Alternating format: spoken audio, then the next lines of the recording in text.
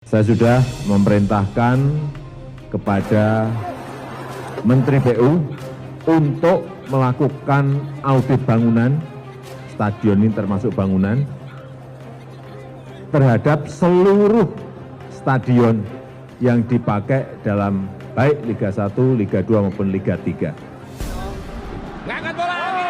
Tidak. Iya, Pak Boto. Kita lihat lagi kita saksikan.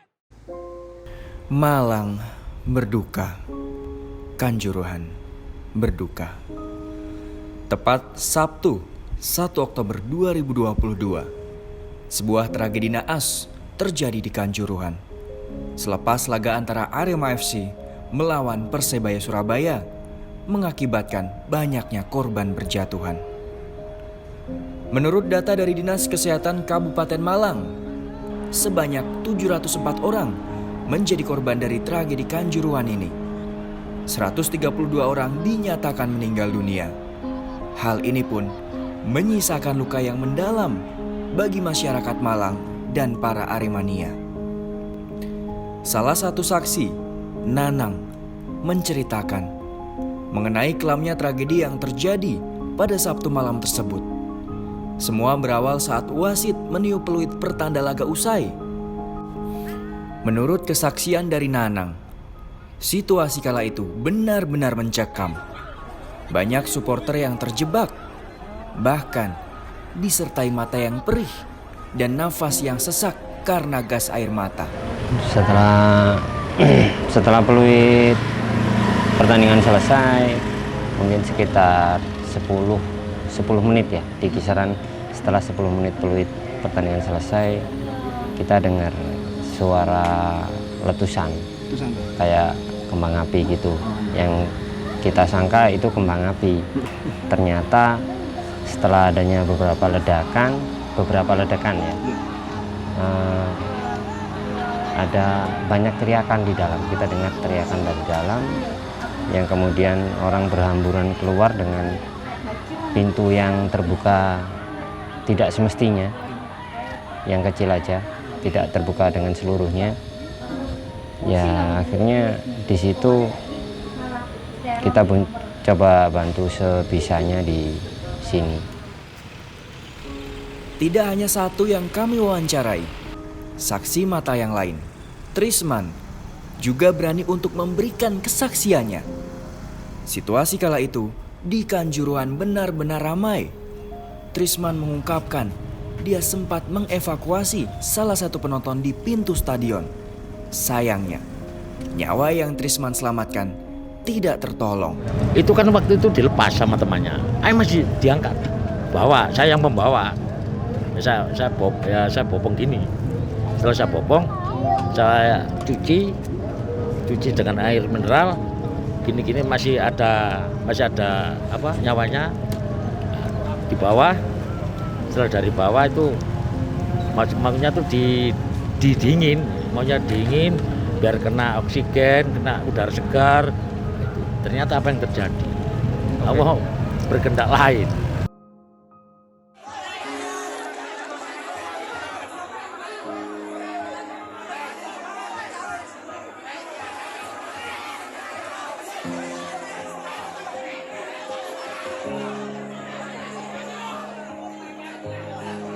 Salah satu orang tua korban yang anaknya meninggal dunia, Sugeng Riyadi, juga tak bisa melupakan pengalaman buruk pada malam Sabtu tersebut. Ketika itu, 3 anaknya menyaksikan langsung laga Arema melawan Persebaya di Kanjuruhan. 2 anaknya pulang dengan keadaan selamat, namun sayang 1 anaknya tak terselamatkan. Jam 1 kurang, jam 1 lebih lah ya, jam 1 lebih seperempat itu ada orang ngetuk pintu. Saya buka, ternyata temennya yang nggak ikut. Nggak tahu temennya dari mana, dapat foto. Pak, ini bener Mbak Nia, gitu. Saya lihat, oh iya ini bener Mbak Nia. Di posisi ini, di rumah sakit. Tuh. Saya pikir anak saya ini pingsan, karena nggak tahu kondisinya. Larilah saya ke rumah sakit. Sampai sana ketemu sama temennya, saya ngomong di mana anaknya? Di mana anaknya? Ada di dalam Pak. Saya pikir itu masih dalam perawatan. Tapi saya begitu masuk ketahuan anak saya udah almarhum.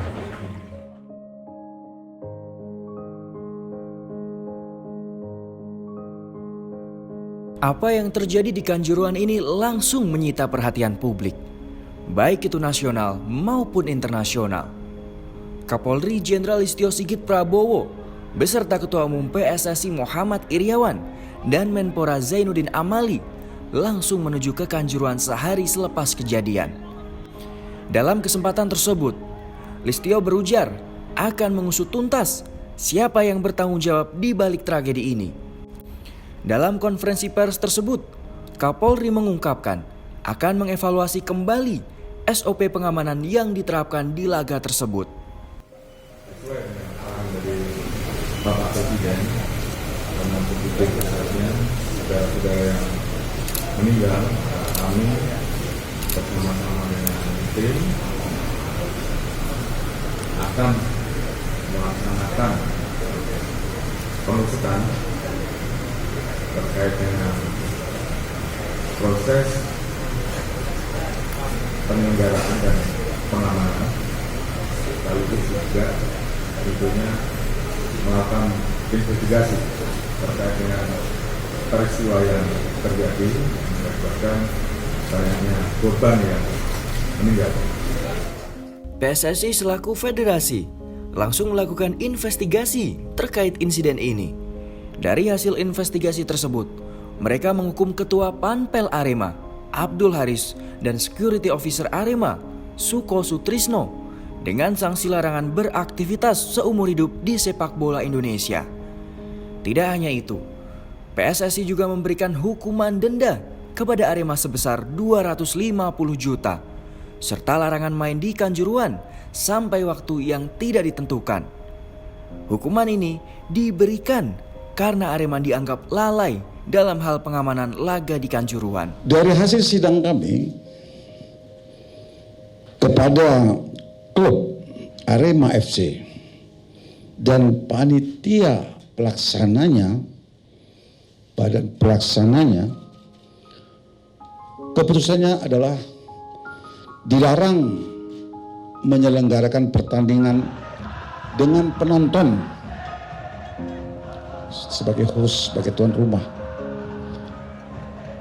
dan harus dilaksanakan di tempat yang jauh dari home base Malang. Kemudian itu jaraknya sampai lebih kurang 250 km dari lokasi. Kedua, klub Arema FC dikenakan sanksi denda 250 juta. Yang ketiga, pengulangan terhadap pelanggaran terkait di atas akan berakibat terhadap hukuman yang lebih berat. Terkait kelalaian dalam pengamanan di Kanjuruhan, mantan CEO PT Liga Indonesia Baru, Tigor Salomboboe, angkat bicara. Menurutnya, harus ada komunikasi antara Panpel dan pihak kepolisian soal pengamanan laga. Dia tidak melihat hal tersebut dalam laga di Kanjuruhan kemarin. Jadi tanggung jawab pengamanan pertandingan itu ada di klub tuan rumah.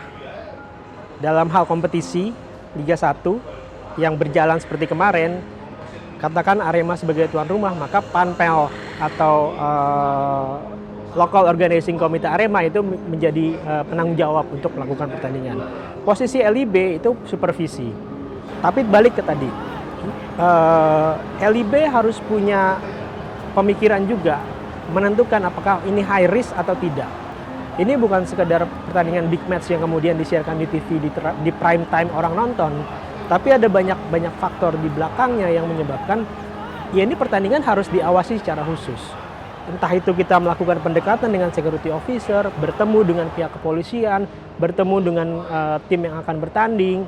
Ada banyak pihak yang harus kita temui dan memastikan, oke, SOP-nya satu yang kita pegang.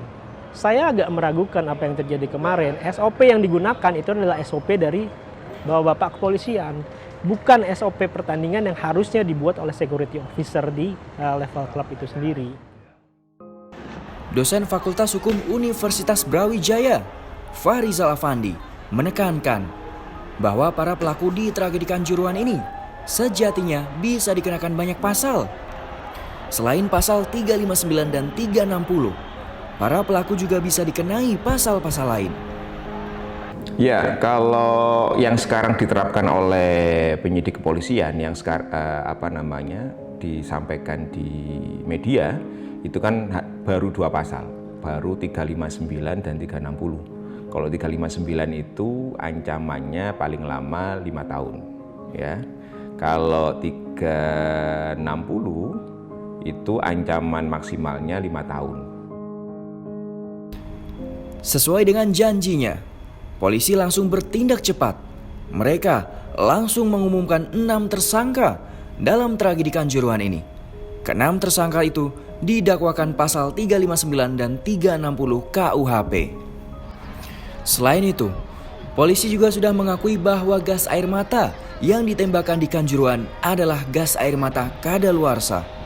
Namun, mereka membantah bahwa gas air mata itu jadi penyebab utama kematian di Kanjuruhan. Terlepas dari tindakan polisi ini, sejatinya ada hal yang lebih penting terkait tragedi Kanjuruhan. Hal itu adalah soal SOP pengamanan di stadion. Tigor ingin agar kedepannya PSSI dan polisi merumuskan soal pengamanan di stadion, sehingga tragedi Kanjuruhan tak terjadi lagi. Di sini sistemnya harus segera diperbaiki, harus segera dirubah dan harus jadi standar di setiap pertandingan. Bukan hanya di Liga 1, tapi juga di Liga 2. Kita juga tidak bisa katakan pertandingan yang tanpa penonton itu resikonya nggak ada, nggak gitu juga. Tetap ada resiko di setiap pertandingan sepak bola. Gitu. Bisa saja ada kebakaran, bisa saja ada gempa bumi. Itu kan termasuk dari rencana-rencana evakuasi atau pengamanan yang harus disiapkan secara matang oleh penyelenggara pertandingan.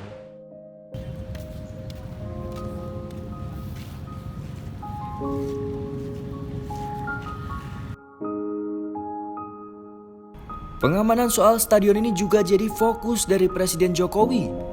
Saat berkunjung ke Kanjuruhan, ia menekankan pentingnya pembenahan infrastruktur serta pengamanan di stadion yang lebih komprehensif dan terukur. Saya sudah memerintahkan kepada Menteri PU untuk melakukan audit bangunan stadion ini termasuk bangunan terhadap seluruh stadion yang dipakai dalam baik Liga 1, Liga 2 maupun Liga 3. Untuk memperbaiki baik itu yang namanya pintu gerbang, kemudian posisi duduk, pagar, dan lain-lainnya, sehingga keselamatan penonton, keselamatan supporter itulah yang ingin kita utamakan. Saya rasa itu yang ingin saya sampaikan. Harapan yang sama juga diungkapkan oleh fans Arema. Nanang ingin agar ke depan pihak-pihak terkait tidak hanya melakukan introspeksi, harus ada kebiasaan baru yang dibentuk agar tragedi ini jadi yang terakhir untuk selamanya. Ya, sebagai orang Malang, kita cukup berduka. Kita terluka untuk hal ini, kejadian kemarin. Yang kita harapkan, ayolah semuanya jangan hanya introspeksi, tapi juga merubah kebiasaan. Jadi harus sesuai dengan SOP yang ada. Kalau kemarin dari yang pertama dari pintu ini yang harusnya terbuka tapi nggak terbuka seluruhnya, kemudian dari pengamanan yang terlalu antusias untuk mengamankan yang akhirnya ya semua ini terjadi gitu. Dan antisipasinya berlebihan saya bilang. Tepat pada tanggal 14 Oktober kemarin, tim gabungan independen pencari fakta tragedi Stadion Kanjuruhan yang diketuai oleh Mahfud MD menyampaikan beberapa hal dalam temuannya selama proses penyelidikan. Di antaranya, meminta PSSI untuk bertanggung jawab atas kejadian tersebut dan menegaskan kepada Polri untuk meneruskan penyelidikan tindak pidana yang diduga terlibat di dalam kasus ini. Di dalam catatan kami disampaikan bahwa pengurus PSSI harus bertanggung jawab dan sub-sub organisasinya. Bertanggung jawab itu pertama berdasar pada aturan-aturan resmi, yang kedua berdasar moral. Karena tanggung jawab itu kalau berdasar aturan itu namanya tanggung jawab hukum. Tapi hukum itu sebagai norma seringkali tidak jelas, seringkali bisa dimanipulasi, maka naik ke asas. Tanggung jawab asas hukum itu apa? Solus populi suprema lex. Keselamatan rakyat itu adalah hukum yang lebih tinggi dari hukum yang ada. Dan ini sudah terjadi, keselamatan rakyat publik terinjak-injak. Lalu ada tanggung jawab moral di atas itu. Nah, disinilah kami lalu memberi catatan akhir yang tadi digarisbawahi oleh Bapak Presiden, Polri supaya meneruskan penyelidikan tindak pidana terhadap orang-orang lain yang juga diduga kuat terlibat dan harus ikut bertanggung jawab secara pidana di dalam kasus ini. Tragedi Kanjuruhan bagaimanapun akan tercatat dalam sejarah sebagai tragedi kelam di sepak bola Indonesia. Itu tak bisa dinafikan. Namun, dari sini juga pembenahan harus dilakukan agar ke depan stadion tak lagi jadi tempat yang memakan korban.